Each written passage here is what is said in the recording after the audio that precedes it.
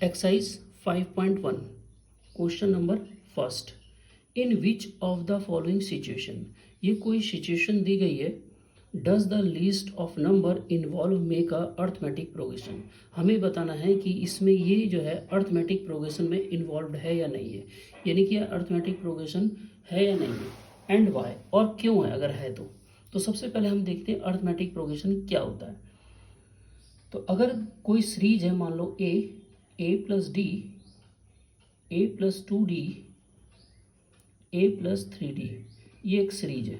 और अगर in series का जो डिफरेंस है, इसमें से इसको अगर मैं माइनस करता हूँ तो डी आता है, इसमें से इसको माइनस करता हूँ तो डी आता है, इसमें से इसको माइनस करता हूँ तो डी आता है। अगर इनका जो बीच का डिफरेंस है वो कॉमन है, क्या है, कॉमन, यानी कि एक जैसा है, तो इसे हम बोलेंगे कॉमन डिफरेंस। क्या बोलते हैं, कॉमन डिफरेंस डी। अगर इनके बीच का डिफरेंस कॉमन है तो इसका मतलब ये एपी में है। ठीक है, बस हमें यही बताना है। एक सीरीज है, वो एपी में है या नहीं है, वो एपी में क्यों है, क्योंकि उनके बीच का डिफरेंस सेम है, इसलिए वो एपी में है। ठीक है, तो इसी को हम लोग बोलते हैं अर्थमेटिक प्रोग्रेशन, एपी यानी कि अर्थमेटिक प्रोग्रेशन। तो यहाँ पर हमें यही बताना है कि ये अर्थमेटिक प्रोग्रेशन में है नहीं है। तो सबसे पहला वाला क्वेश्चन है, जैसे the taxi far after each kilometre, taxi का किराया जो है हर किलोमीटर पर पड़ता है। वैन द फार इज 15 रुपये फॉर फर्स्ट किलोमीटर, पहले किलोमीटर पर कितना रुपए है, 15 रुपये, एंड 8 रुपये for each additional kilometre, her kilometre पर 8 रुपये बढ़ जाता है। तो दूसरे किलोमीटर में 8 बढ़ गया तो कितना हो गया, 23, तीसरे में 8 बढ़ गया तो कितना हो गया, 31, फिर 8 बढ़ गया तो 39। तो अगर इनके बीच का डिफरेंस देखें तो मान लो वो D1 मान लेता हूँ, इसके बीच का डिफरेंस, तो वो कितना होगा, 8, क्योंकि इसमें से इसको घटाएंगे 8 आएगा, वैसे भी हमने इसमें 8 प्लस करा था। ऐसे इनके बीच का डिफरेंस कितना आएगा, 8 आएगा, इसके बीच का डिफरेंस कितना है, 8 आ गया। तो अगर D1 और D2 आपस में बराबर होते हैं तो इसका मतलब ये कॉमन डिफरेंस हो गया, डिफरेंस इनका क्या हो गया, कॉमन हो गया, तो इसका मतलब ये एपी में है। ठीक है ना, तो हमें बताना एपी में है या नहीं है, तो ये एपी में है। तो यहां लिखेंगे hints it is an AP. ठीक है, अब आते हैं हम second question. The amount of air present in cylinder, यानी कि किसी सिलेंडर में कुछ हवा जो है प्रेजेंट है। When a vacuum pump remove 1/4, और वैक्यूम पंप क्या करता है, 1/4 रिमूव कर देता है air remaining in the cylinder, और बची हुई सिलेंडर में बच जाती है एट अ टाइम, एक बार में। ठीक है, तो अगर ऐसा बार बार होता रहे तो पहले हम लेट कर लेते हैं, let the amount of air in the cylinder, in the cylinder, जितना उसका वॉल्यूम होगा उतना उसका सिलेंडर वो एयर होगी उसके अंदर। ठीक है ना, तो इतनी एयर है जितना उसका वॉल्यूम है। अब इसमें से 1/4 वो कहते हैं वैक्यूम पंप से रिमूव कर देते हैं 1/4, तो उसके बाद बच कितनी जाती है, तो यहां लिखेंगे अमाउंट ऑफ एयर लिफ्ट, जो अमाउंट बच जाती है आफ्टर फर्स्ट रिमूवल, पहली बार रिमूव करने पर, पहली बार में अगर उसे रिमूवल, पहले बार रिमूव करा तो कितनी बच जाती है, तो पहले थी कितनी, V थी, और रिमूव कितनी करी, 1/4, किसका, पहले का V, 1/4 रिमूव कर दिया, तो 4 1 जा 4 में से 1 गया 3, तो इतनी आ गई 3/4। पहले सिलेंडर में इतनी थी, जब उसमें रिमूव करा तो इतनी बच गई। अब इसका भी 1/4 रिमूव कर देंगे तो कितनी बच जाएगी, फिर दोबारा लिखेंगे अमाउंट ऑफ एयर लिफ्ट, जो अमाउंट एयर जो बच जाती है आफ्टर सेकंड रिमूवल, अगर सेकंड बार में उसमें रिमूव करता हूं तो कितनी बच जाती है, थी कितनी उस पर 3V/4 3, इतनी थी, उसमें से 1/4 रिमूव होती है, लेकिन जितनी उसमें थी उसका 1/4, उसमें इतनी थी, तो इसी का 1/4 रिमूव हो गई। तो 3V/4 कॉमन ले लो, 3V/4 कॉमन ले लो, अंदर क्या बचा, 1 - 1/4। तो 3v/4, इसमें से 4 एलसीएम ले लो, 4 बन जा 4, 4 माइनस 3, तो कितना बच गया? तो ये हो गया 3v/4 इंटू 3/4, तो ये आ गया 3 3 जा 9 है, 9/4 4 जा 16v। अब तीसरी बारी में इतनी बच गई। अगर मैं सीरीज बनाऊं, पहले तो थी v, फिर उसके बाद 3v/4, फिर उसके बाद बची 9/16v, ऐसे ही ये चलता रहेगा। तो अगर मैं इनके बीच का डिफरेंस देखूं d1, अगर d1 और d2 बराबर आता है तो इसका मतलब ये AP में है। ठीक है, तो हम d1 निकाल लेते हैं, 3v/4 minus v, 3v minus 4v/4 equal to minus के v/4, ये आ गया। अब d2 निकाल लेते हैं हम,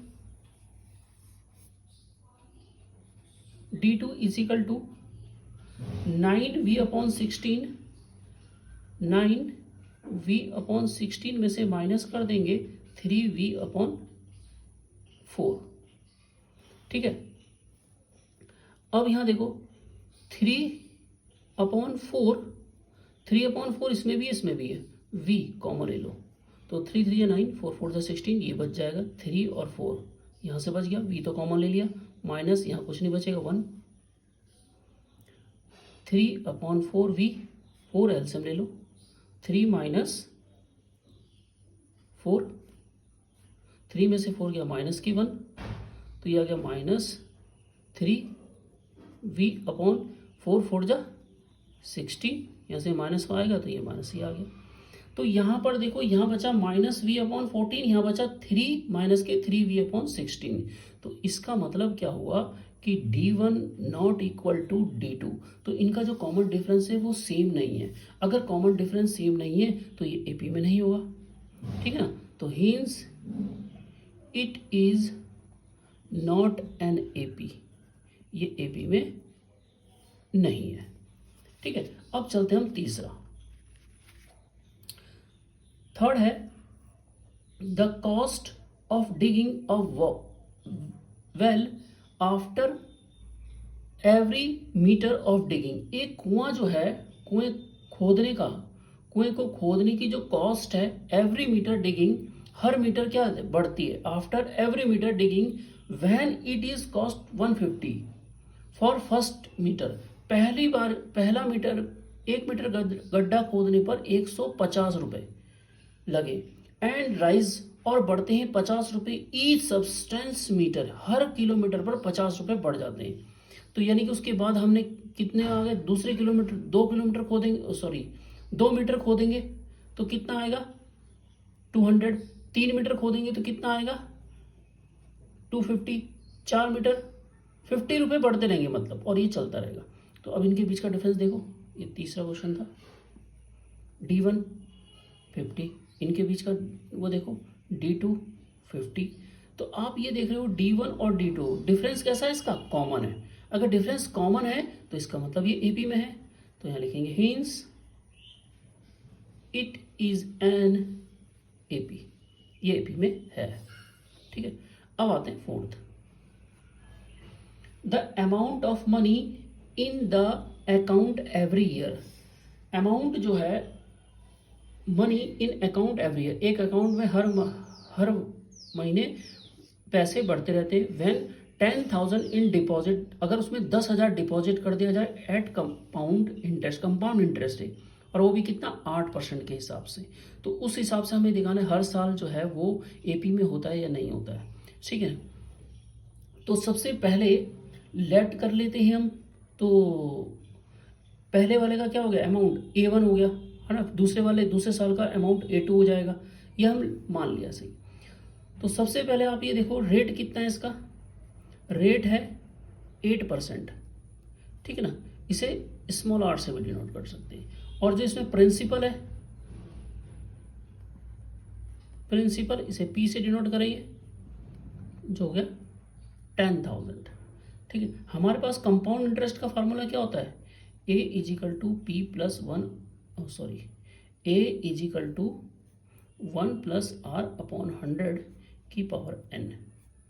एन इसमें क्या होता है, टाइम, ठीक है। तो पहले साल के लिए, पहले साल अमाउंट पी कितना है, 10,000, 1 प्लस आर कितना है, 8%, 100, टाइम कितना है 1, तो कितना हो गया 10,000, 108, 100 बन जाए 100, 8 प्लस कर दो 108 अपॉन 100। ये तो पहले साल का अमाउंट था। तो दूसरे साल का अमाउंट कितना होगा, A2 इजिकल टू 10,000, तो यही हो गया, और 108 अपॉन 100, और दूसरे साल के लिए 2 लिख देंगे।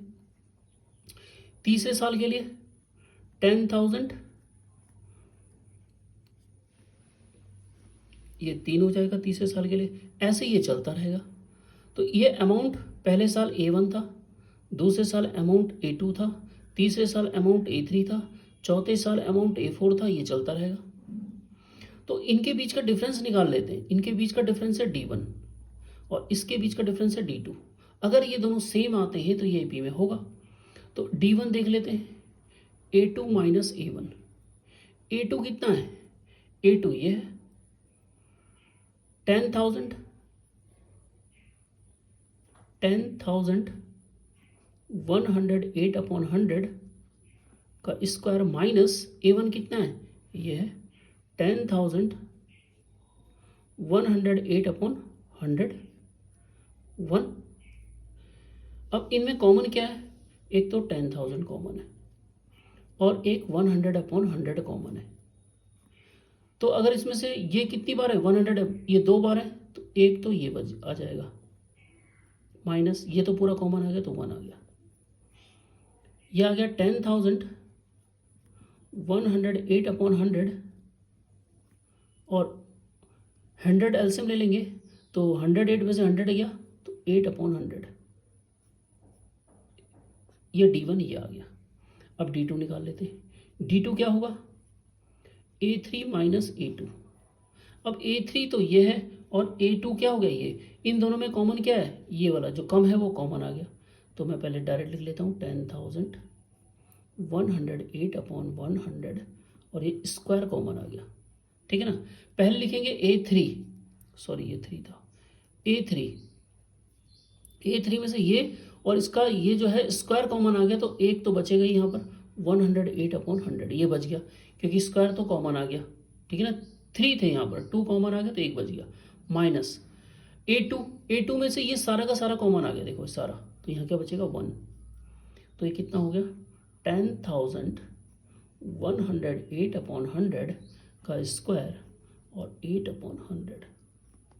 अब यहाँ पर देखो ये है D2, 10,000, 10,000, 8 अपॉन 100, 8 अपॉन 100, लेकिन यहाँ पर ये आया, इसके ऊपर ये 1 है, यानी कि सिर्फ एक बार इंटू करने, इसको 2 बार इंटू करने, यानी कि अमाउंट ज़्यादा हो गई। तो इसका मतलब ये D1 और D2 आपस में बराबर नहीं है, ठीक है। तो इसका मतलब ये AP में नहीं है, hence it is not an AP। तो ये AP में नहीं होगा, ठीक है। तो ये आपका जो है क्वेश्चन है और ये इसका सॉल्यूशन।